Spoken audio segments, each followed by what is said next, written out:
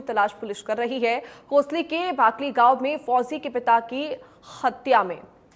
और इसी बीच हम आपको सीधे लिए चलेंगे प्रेस कॉन्फ्रेंस में, जहां सांसद दीपेंद्र हुड्डा प्रेस कॉन्फ्रेंस कर रहे हैं। सबसे ज्यादा नशा हरियाणा में, देश में सबसे ज्यादा टंकी के रास्ते विदेश में जाने वाले युवाओं में नंबर हरियाणा का। कानून व्यवस्था सबसे ज्यादा चौपट आज हरियाणा में। एक कोई केंद्र सरकार से कोई बड़ी रेल परियोजना, कोई बड़ी मेट्रो परियोजना हरियाणा को नहीं दिलवा पाए 11 साल में। छोटा समय नहीं होता 11 साल। 1 इंच मेट्रो को आगे नहीं बढ़वा पाए 11 साल में। कोई पैसेंजर, कोई एक नई लाइन 11 साल में नहीं बनवा पाए हरियाणा के अंदर। कोई एक बड़ा पावर प्रोजेक्ट हरियाणा में नहीं लगवा पाए, ना थर्मल का प्रोजेक्ट लगवा पाए, परमाणु वाला, फतेहाबाद वाला आज तक उसको कमीशन नहीं करा पाए,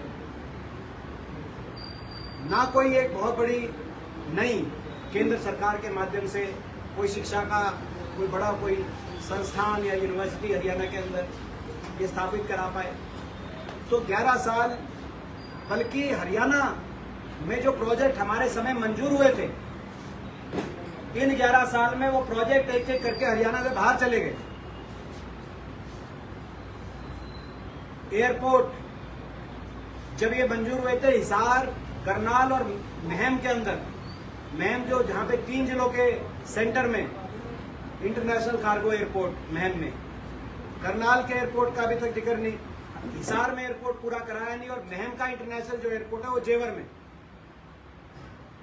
रेल कोच फैक्ट्री गोहाना के अंदर मंजूर हुई थी, चीन और गोहाना के बीच में।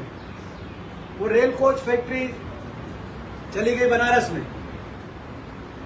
National cancer institute Badsa AIIMS में जहां बना, वहां 11 नेशनल इंस्टीट्यूट बनने थे, जिसमें से मात्र नेशनल कैंसर इंस्टीट्यूट बना, ना नेशनल हार्ट इंस्टीट्यूट बना, ना नेशनल जीरियाट्रिक्स इंस्टीट्यूट बना, जो सारे हमारे समय में यूपीए की कैबिनेट ने मंजूर किए थे। तो एक एक करके जो परियोजनाएं मंजूर हमारे समय हुई थी, वो हरियाणा से बाहर जाती रही, और हरियाणा की भारतीय जनता पार्टी के नेताओं, मुख्यमंत्री, कैबिनेट के मंत्री, इनके केंद्र में इनके सांसद, मंत्री, किसी ने चू तक भी नहीं करी, और नहीं कोई परियोजना आई नहीं। और केंद्र सरकार की तरफ से इतना सौतेला व्यवहार हरियाणा के साथ इन 11 साल में हुआ, जिसकी कोई सीमा नहीं। खेल बजट, देश में सबसे कम खेल बजट अगर कहीं मिला तो हरियाणा में। जितना हमसे लिया जाता है जीएसटी में, उसके अनुपात में देश में सबसे कम केंद्रीय बजट में अगर हिस्सेदारी मिल रही है आज किसी एक प्रदेश को, वो हरियाणा प्रदेश को मिल रही है। तो केंद्र की तरफ से तो इतना सौतेला व्यवहार। अब आपने देखा पीछे पानी की जब बात आई, तो जो भागड़ा का पानी मिलता आया, भागड़ा के पानी पे तो कभी विवाद ही नहीं हुआ, तो भागड़ा का पानी भी पंजाब ने बाधित कर दिया, और केंद्र सरकार मूक दर्शक बनी बैठी रही, हमें अपने हक का पानी नहीं दिलवा पाई।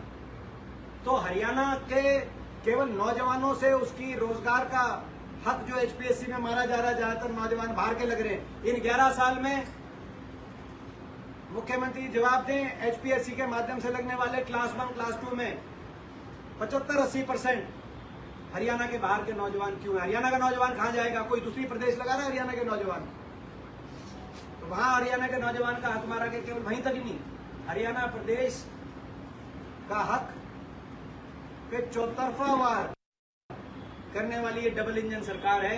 इंजन 2 है, लेकिन हरियाणा वासियों के हक में चारों तरफ से हक को छीनने वाली ये सरकार साबित हुई है।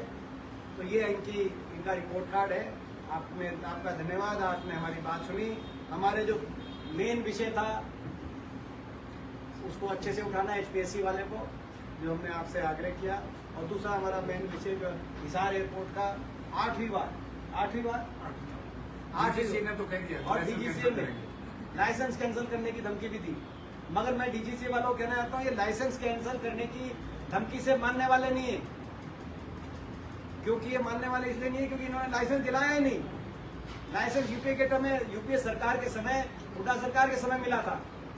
तो लाइसेंस कैंसिल करने की धमकी नहीं, इनके वहां बड़े बड़े पोस्टर लिखने चाहिए कि बीजेपी द्वारा और उद्घाटन करना इस पे प्रतिबंध है हिसार एयरपोर्ट के पास, तब जाके ये मानेंगे शायद।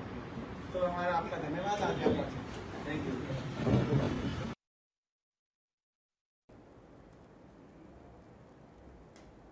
देखिए, दिल्ली से लाइव कॉन्फ्रेंस